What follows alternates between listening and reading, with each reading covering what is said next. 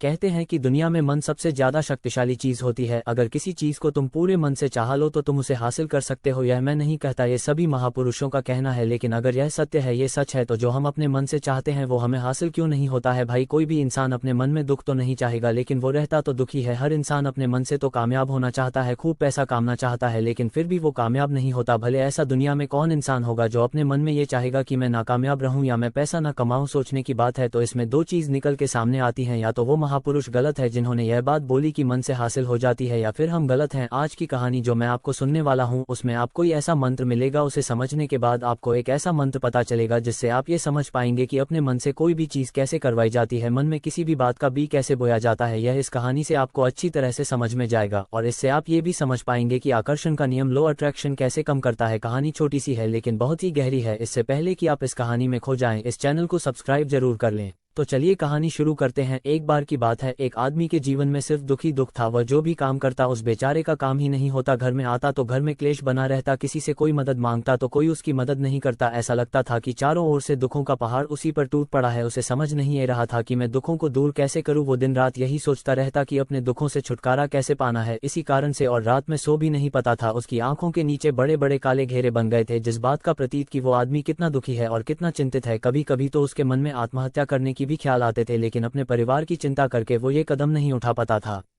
वो इतना दुखी हो गया कि उसने निर्णय किया कि वो इन दुखों से छुटकारा पाकर रहेगा। इसके लिए चाहे उसे कितनी भी मेहनत करने पड़े, कुछ भी करना पड़े, चाहे अंगारों पर चलना पड़े, लेकिन इन दुखों से छुटकारा हासिल करके रहेगा। ऐसे ही एक दिन उसने अपने मित्र से पूछा कि मैं अपने जीवन को कैसे सुखमय करूं। उसके मित्र ने उसे बताया कि तुम किसी बाबा के पास जाओ, बाबा के पास ऐसा मंत्र होता है जिससे सारे दुख मिट जाते हैं, जीवन खुशियों से भर जाता है और धन संपदा भी हासिल हो जाती है। तुम किसी ऐसे बाबा को ढूंढ लो, बस तुम्हारा काम बन जाएगा। उसे आदमी के मन में ये बात पूरी तरह से पक्की बैठ गई कि कोई बाबा ही मेरा दुख दूर कर सकता है, और इसीलिए उसी भी बाबा के बारे में पता चलता तो वह उसे बाबा के पास पहुंच जाता, उसे बाबा को अपनी समस्या बताता और उससे उसका समाधान पूछता और कहता कि बाबा मैं कुछ भी करने के लिए तैयार हूं, लेकिन मेरे इन समस्याओं से मुझे छुटकारा दिला दीजिए। आप जो कहेंगे मैं वो करूंगा, लेकिन मेरे जीवन को सुधार दीजिए। बाबा उसे कुछ टोने टोटके बता देते करने के लिए और बदले में दान दक्षिण ले ली।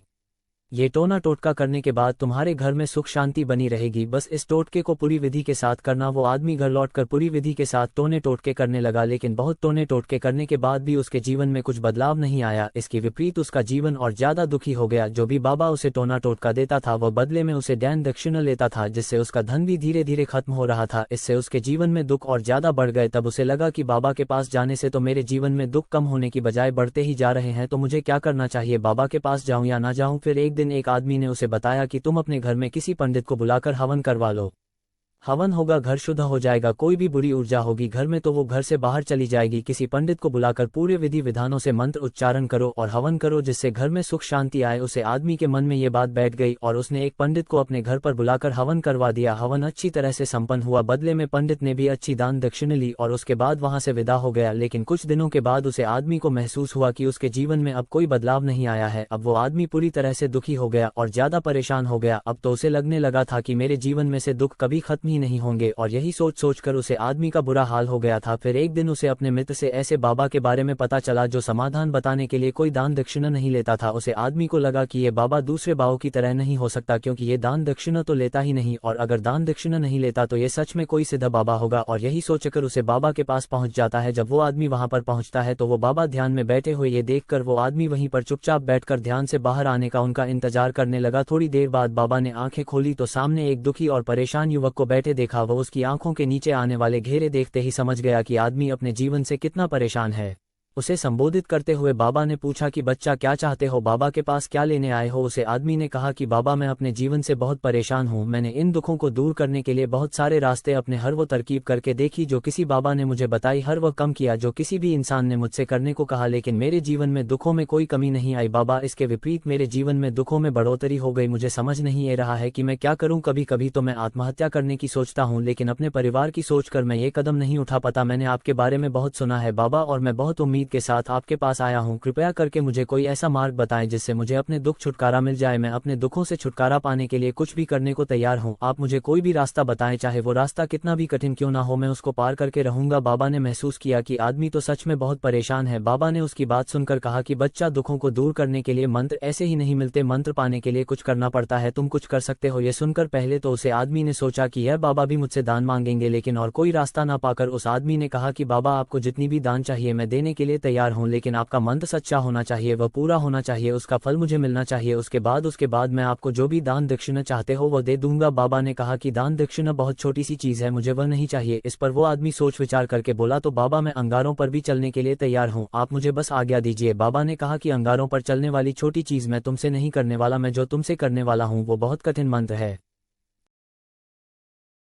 उसे पूरा कर पाओगे? बाबा ने कहा कि बाबा, आप मुझे बताइए तो सही, मुझे करना क्या होगा, मैं कुछ भी करने को तैयार हूँ। इस पर बाबा ने उसे कहा कि यहाँ से जब तुम अपने घर जाओ तो रास्ते में अपने मन में ये दोहराते जाना कि मैं सुखी हूँ, मैं सुखी हूँ, मैं सुखी हूँ, बार बार अपने मन में यही दोहराना, और याद रहे जुबान पर यह नहीं आना चाहिए, ये सिर्फ मन में दोहराना है। ये सुनकर वह आदमी बोला कि कर लूंगा, लेकिन इससे होगा क्या? बाबा बोले, इस मंत्र को करके देखो, वैसे भी तुमने इतने बाबा के मंत्र किए हैं तो इस मंत्र को भी करके देख लो। उसे आदमी ने सोचा कि बाबा कुछ दान दक्षिणा ले नहीं रहे और छोटा सा मंत्र है, इसे तो मैं कर ही लूंगा। वो बोला, ठीक है बाबा, मैं यह मंत्र जरूर करूंगा। वो आदमी ये कहकर वहां से उठकर चलने लगा, लेकिन जैसे ही वो चलने लगा पीछे से बाबा ने बोला कि बच्चा, एक बात याद रखना, जब तुम यह मंत्र अपने मन में दोहराव तो तुम्हारे मन में बंदर के विचार नहीं आने चाहिए, बंदर का ख्याल भी नहीं आना चाहिए, तो हुई यह मंत्र सिद्ध होगा। वो आदमी बोला, मुझे तो आज तक बंदर का कोई विचार नहीं आया, तो अब क्यों आएगा? आप चिंता मत करिए बाबा, मैं बस मन में यही दो रहूंगा कि मैं सुखी हूँ, मैं सुखी हूँ, इसके अलावा बंदर का कोई विचार मेरे मन में नहीं आएगा। ये कहकर वह आदमी वहां से चल दिया। वो अपने मन में मैं सुखी हूँ, मैं सुखी हूँ ये दोहराता हुआ थोड़ी दूर ही चला था कि उसके मन में अचानक बंदर का ख्याल गया। बंदर का ख्याल एक बार आया और चला भी गया, लेकिन उसे आदमी ने सोचा कि आज तक तो मुझे बंदर का कोई विचार नहीं आया, ये आज बंदर का विचार क्यों गया? और ऐसे करके उसने उसे बंदर के विचार को पकड़ लिया। वो ये भूल गया कि मुझे क्या मंत्र दोहराना है, और वो बंदर के बारे में सोचने लगा। जब थोड़ी देर बाद उसे फिर से होश आया तो वह फिर से अपना वही मंत्र दोहराने लगा जो बाबा ने उसे बताया था, मैं सुखी हूँ, मैं सुखी हूँ। लेकिन अचानक से सामने एक बंदर दिखाई दिया और ये देखकर उसके मन में फिर से बंदर का विचार उठ गया। वो अपने अंदर से विचार को बाहर फेंकना चाहता था, वह चाहता था कि मेरे अंदर किसी भी तरह बंदर का विचार ना आए, लेकिन उसे तो सामने बंदर ही दिखाई दे गया। ऐसे ही करते करते वह घर पर पहुंचा और घर पर पहुंचने के बाद अपनी पत्नी को कहा कि ही बंदरिया, मुझे खाने में बंदर परोस दो। और जब उसे एहसास हुआ कि उसने क्या बोल दिया तो वह अपने बाल नोचने लगा। वह दीवारों में सर मरने लगा कि आज तक मुझे बंदर का कोई विचार नहीं आया और आज मुझे ये क्या हो गया है कि मुझे हर जगह बंदर ही बंदर नजर आ रहे हैं, ये कैसी माया है? यही सोच सोच कर वो आदमी रात भर सो नहीं पाया, रात भर करवटें बदलता रहा और सुबह उठकर सीधे उसी बाबा के पास पहुंच गया और उसके चरणों में गिरकर कहा कि बाबा, पता नहीं क्या चमत्कार हो रहा है, आज तक मुझे बंदर का कोई विचार नहीं आया, लेकिन कल से जब से आपने मुझसे कहा कि बंदर का विचार नहीं आना चाहिए तब से मुझे हर जगह बंदर ही बंदर नजर आ रहे हैं। उसे आदमी ने कहा कि बाबा, मुझे तो आपके पीछे पेड़ पर बैठा हुआ बंदर भी केले खाता हुआ दिखाई दे रहा है, ये हो क्या रहा है? बाबा ये सुनकर बाबा हंसने लगे, बच्चा, मन का जाल एक ऐसा जाल है जिसे समझ पाना इतना आसान नहीं है। बंदर तो तुम्हारे रास्ते में पहले भी आते थे, जब तुम मेरे पास आए तो इन्हीं पेड़ों पर यह बंदर घूम रहे थे, लेकिन तब तुम्हारे ध्यान में ये बंदर नहीं था, तब तुम्हारे ध्यान में सिर्फ अपने दुख दे। इसके बाद बाबा ने उसे बताया कि बच्चा, हम जिस चीज से भी दूर भगाना चाहते हैं वही चीज हमारे मन में बहुत गहरे में प्रवेश हो जाती है, वह हमारे अंतर्मन में समा जाती है। असल में हम जिस चीज से भी छुटकारा पाना चाहते हैं उससे छुटकारा इसीलिए पाना चाहते हैं कि वह हमारे साथ बहुत गहरे से जुड़ी हुई है, और हम जितना ही उससे छुटकारा पाना चाहते हैं वह उतनी ही गहरी हमारे मन में बैठते चले जाती है और आखिरकार वह